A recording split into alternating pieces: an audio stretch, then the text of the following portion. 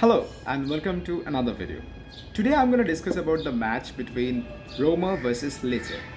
Well, you might be thinking that it's not a big game, right? Well, it is not. It's not a big Premier League game, it's not a big La Liga game, it's not El Clasico, it's not even a top 5 players game in Serie A as well. So why I'm going to discuss about it? Because this is about football. Football is something where the matches, the players, the tactics, the formations, that can also be visible in these kind of matches as well. Well, Roma is a pretty renowned team, and the match won by Roma was 2-1. It seems like a piece of cake for Roma, right? No. The reality is completely opposite. Roma could have lost the match, and the reason is the main enemy for them to lose the match is they themselves, I would consider.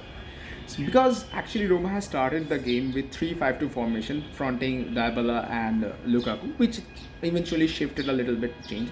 The most surprising part from their match was the wing backs, El Serrari at the left flank and Our as the supporting link, and Dybala was there as well to create a very formative triangular formations that create a lot of spaces over there that eventually ends up in a lot of attacks. And that attacks were pretty much fruitful, and from there onwards they got their first penalty thanks to Dybala. But I would feel like Dybala could have scored, but unfortunately it was not possible. But they got the perfect opportunity to start the match with a brilliant kind of attack. Unfortunately, the hero of the match, Lukaku, was unable to convert it. Falcone was spot on. Not only about just to deny Lukaku as the penalty, but apart from that, there are a couple of more attacks generated by Roma from the left flank from their side, creating crosses, creating through balls. Dybala was pretty much instrumental in that gameplay. Eventually, in those cases, Falcone faced literally 2-3 direct shots, which he saved at that moment, and that was make them possible to be in that match in the first half of the match. So first half was pretty much Roma demolishing Lecce at their best, and Lecce was completely out of the situation. They have no clue whatsoever. But the thing got started to change a little bit. When the second half started, Lecce has decided that let's not just sit back over here, let's do some target on there. And they created the first chances, and Rui Patricio was spot on. He saved a couple of good shots and make sure that Roma should not be conceding.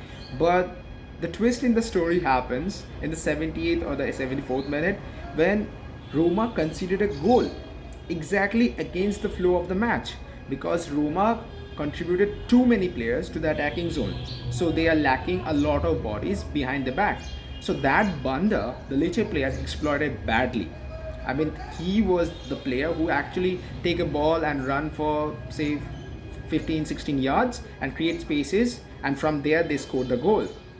And that makes a lot of pressure. And then what they do, they started to make their midfield stack jam, so that eventually Roma was not able to play freely, and that cost us them a lot of trouble, right? So how that deadlock breaks off, thanks to the wing play once again, but this time Zelensky's cross and Asmo's head.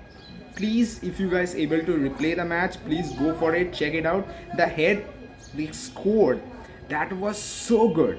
I mean, this particular head reminds me of Carlos Puyol's goal against Germany in 2010 World Cup, if I'm not mistaken. Please look into it. It was a similar kind of a head to make them get back to the game.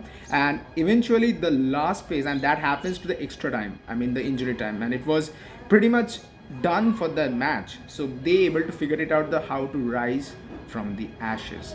And the final moment, Romelu Lukaku's goal. He was instrumental, but I must say that the through pass from Dybala was pretty peach of a pass. And Lukaku holded the ball, shielded properly, and before falling off, he able to kick the ball properly in the right direction to get a score. And that makes it 2-1 for them. So it was pretty eventful. In spite of being it's a mid-table situation, they can provide you a good sort of entertainment, I guess. So if you do enjoy it, do like it, please like, share and subscribe, and let's see you in the next video. Bye bye.